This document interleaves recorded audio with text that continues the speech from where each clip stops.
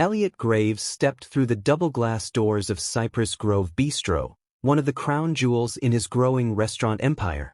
Clad in jeans and a plain gray hoodie, he looked nothing like the polished CEO whose face occasionally graced industry magazines. He was here as an observer, not a leader, a role that suited him when he wanted the unvarnished truth about his establishments.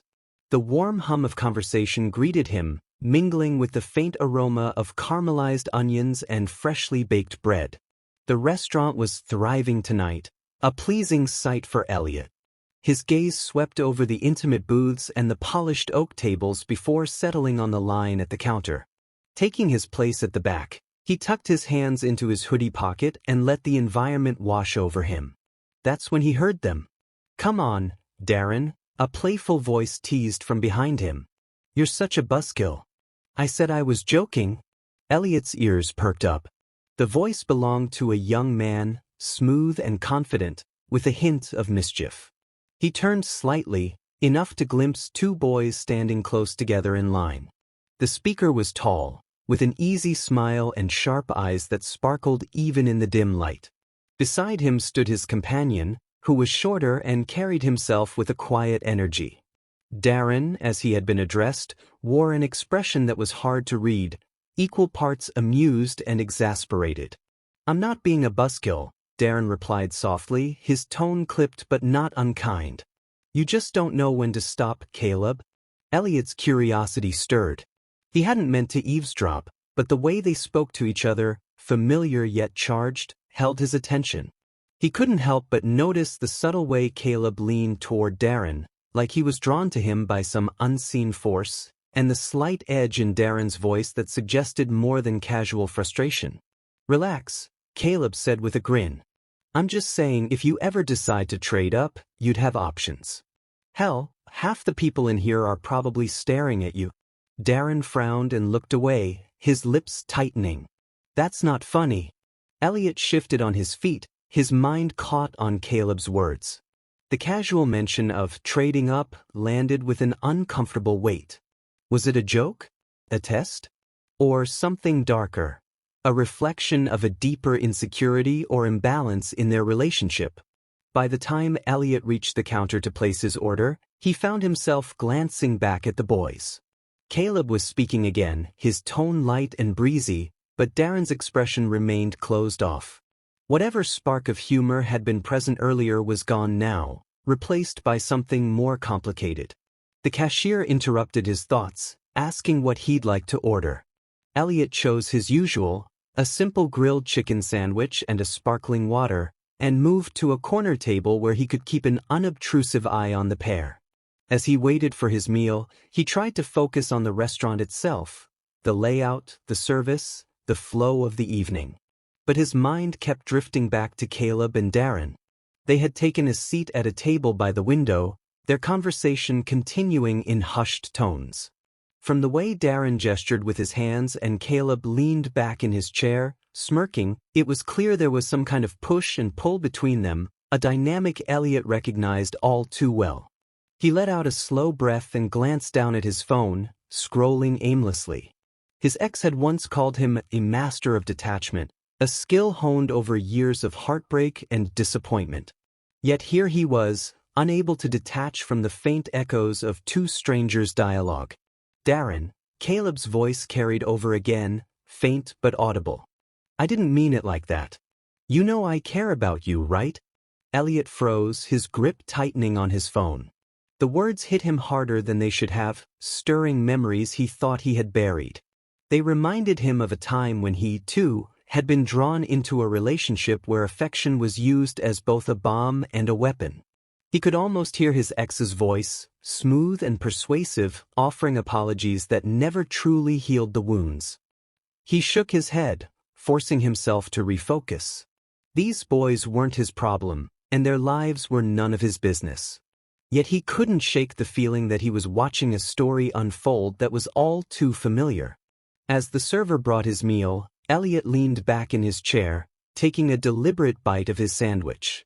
But his gaze drifted once more to Caleb and Darren, and he couldn't help but wonder what would happen next. The tension in the air was palpable, the kind that demanded resolution. And for reasons he couldn't quite explain, Elliot knew he wasn't ready to walk away just yet.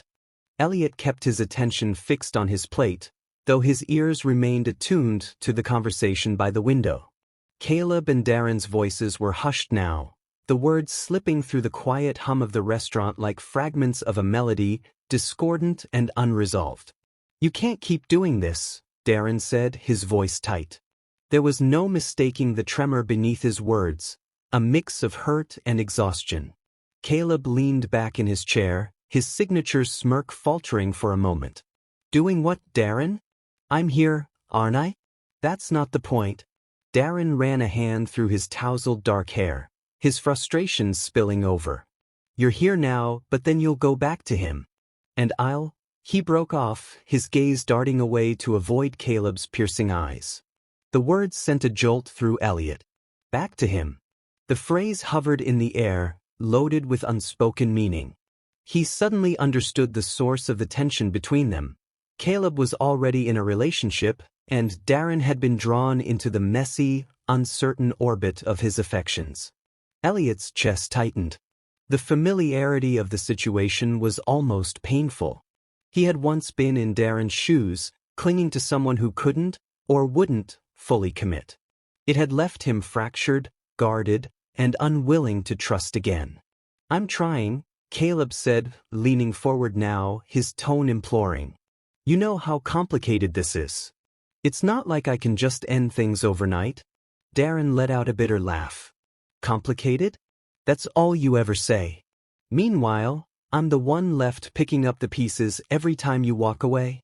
The words hung in the air between them, raw and unforgiving. Caleb flinched, his confident facade slipping further. For the first time, Elliot saw something vulnerable in the boy, an uncertainty that betrayed the bravado he so carefully maintained. "Look, I care about you, Darren," Caleb said, softer now. "I really do. You know that." "Do I?" Darren's voice cracked, and he shook his head. "Because it doesn't feel like it. Not when I'm always second." Elliot pushed his plate aside, his appetite long gone. The emotions swirling around the table by the window were almost too much to bear, dredging up memories he'd spent years trying to bury.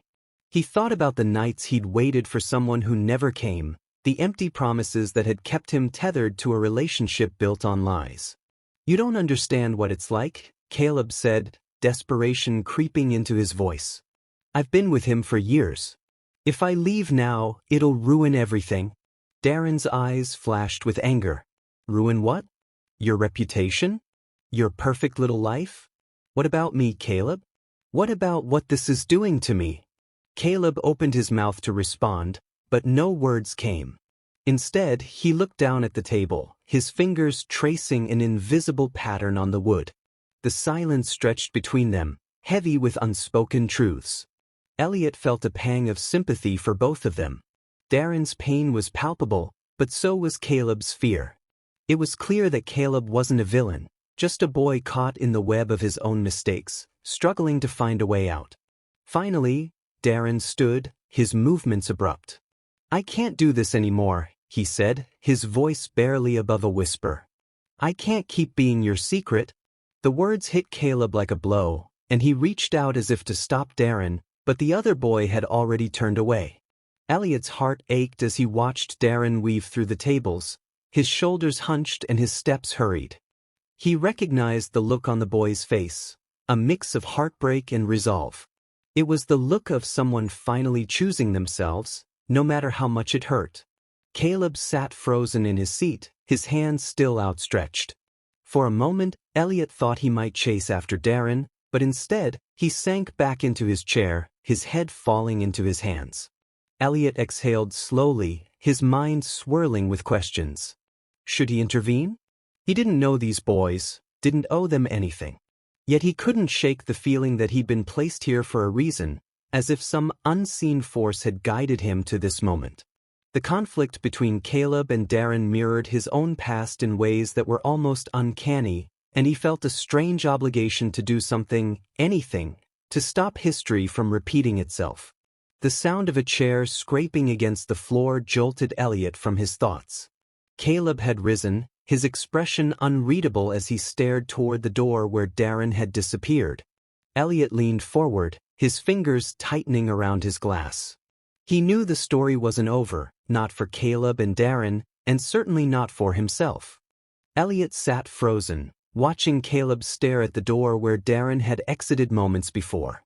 The boy's shoulders sagged, his earlier bravado completely gone, leaving behind only a quiet, unmistakable sorrow. Elliot could feel the weight of Caleb's indecision, the raw pain of knowing he might have pushed away the one person who truly mattered. For a moment, Elliot hesitated.